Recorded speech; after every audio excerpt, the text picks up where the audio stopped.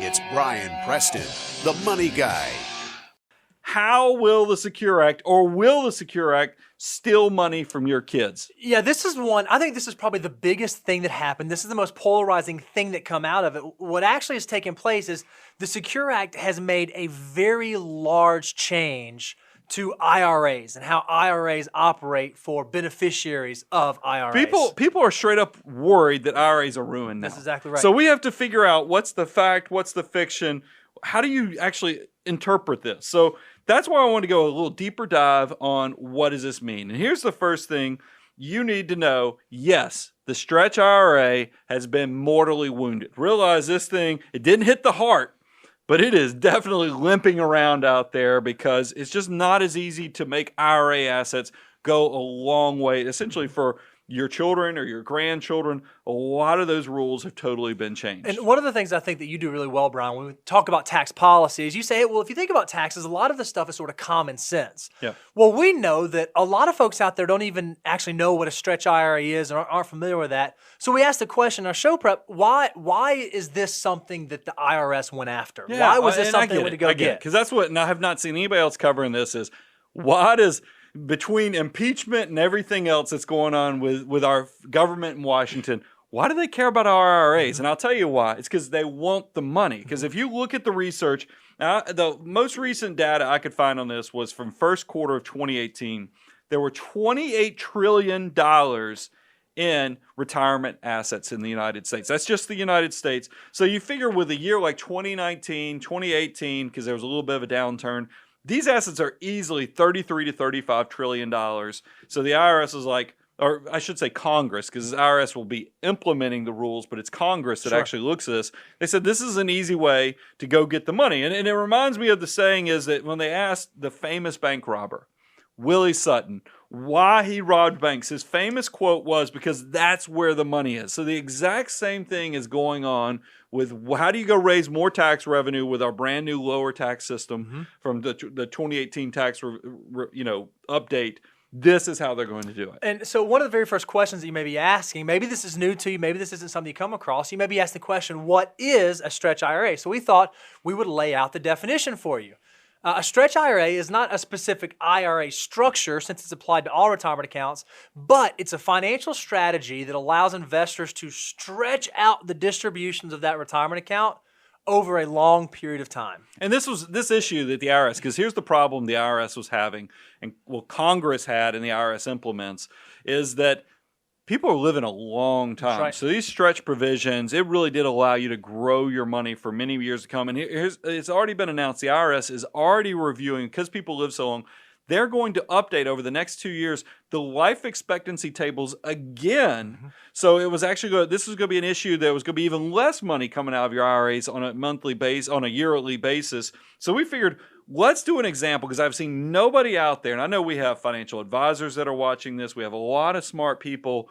I wanted to say, has anybody done a mathematical example of what this legislation actually did to IRAs? Yeah, so what we want to do is we want to say, okay, let's look at the old rules, the way that inherited IRAs used to work, and then let's look at the new rules under the Secure Act. So, and like we do most times, we want to lay out sort of a case study for you guys. So, let's say that 30-year-old Daniel, I wonder who came up with this illustration, Reeves. Do you have full-time equivalent? Can I put this slide together? 30-year-old Daniel inherited a $100,000 IRA from his wealthy grandfather.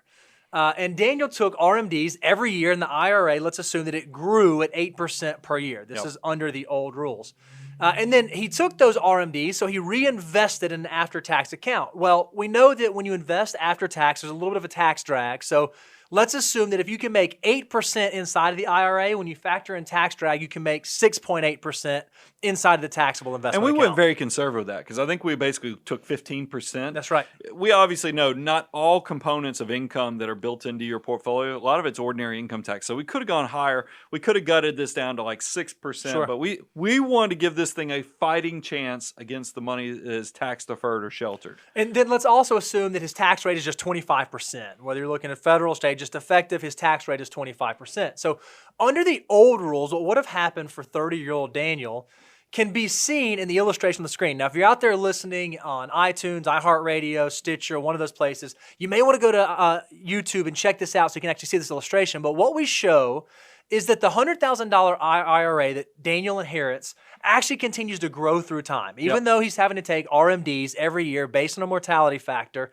the account still grows through time. But the other thing that's happening is, as he's taking those RMDs, as he's paying the 25% ordinary income tax on there, he's also investing those in an after-tax account so that when he gets to retirement, he actually has two distinct pots of money. He has an IRA pot of money that's never been taxed, but he also has this after-tax pot of money from the RMDs he's been investing over the last 35 years. Yeah, and if you look at those two numbers, I mean, we're going to have the actual numbers in a second, but you can see visually the IRA, the after-tax amount's worth right under $600,000. The IRA is worth a little over $500,000.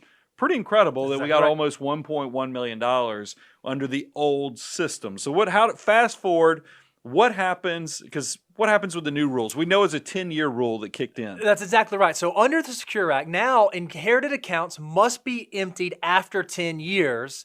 Now, there may be flexibility on when to take the distributions, though. So you don't have to take them all equally throughout the 10 years. You can kind of sporadically, but all that matters is by the end of the 10th year, you have to take all of the IRA distributions out.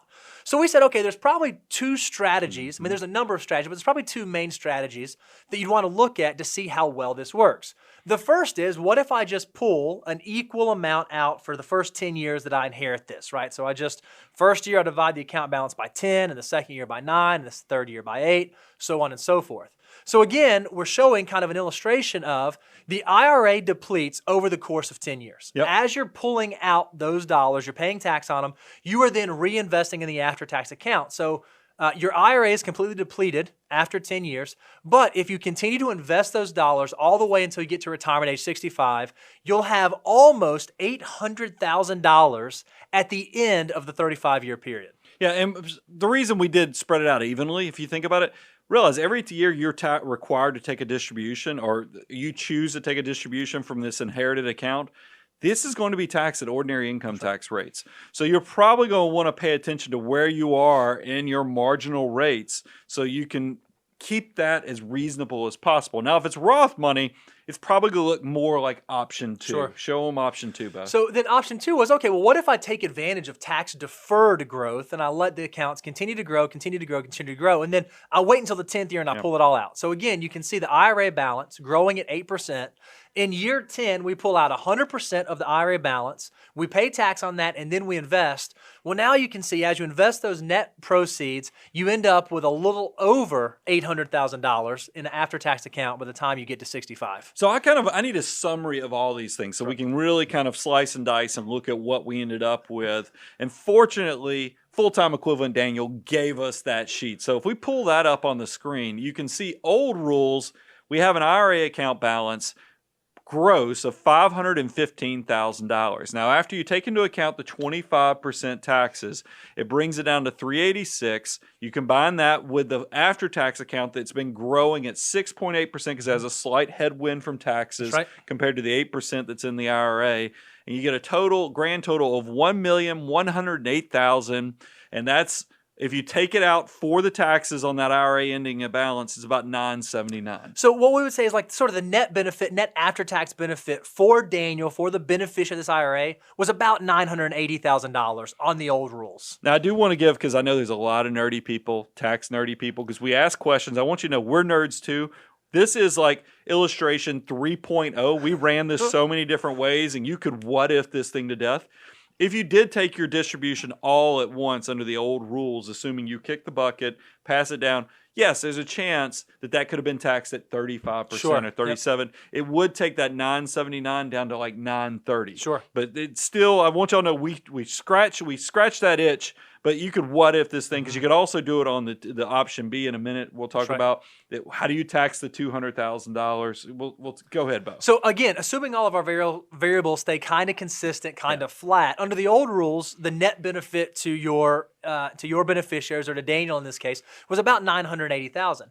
Well, under option A, since he was forced to pull that money out over 10 years and he pulled it out equally, He actually only ended up with about $790,000, almost $200,000 less in after-tax dollars. And that's at age 65. That's at age 65. And then under option B, which in this scenario is slightly more advantageous, where he pulled out everything in the year 10, even though that was the maximum way to optimize the new rules, he still only ended up with about $830,000. So you can see old rules was definitely better, but this is not catastrophic. Right. Either way, if you plan accordingly, we're going to be okay. In a minute, I'm going to talk about planning strategies, but I think it was important. Nobody's slice and dice these numbers. You would want, the Money Guy families would want to see these numbers. So make sure you build a strategy off of these rules.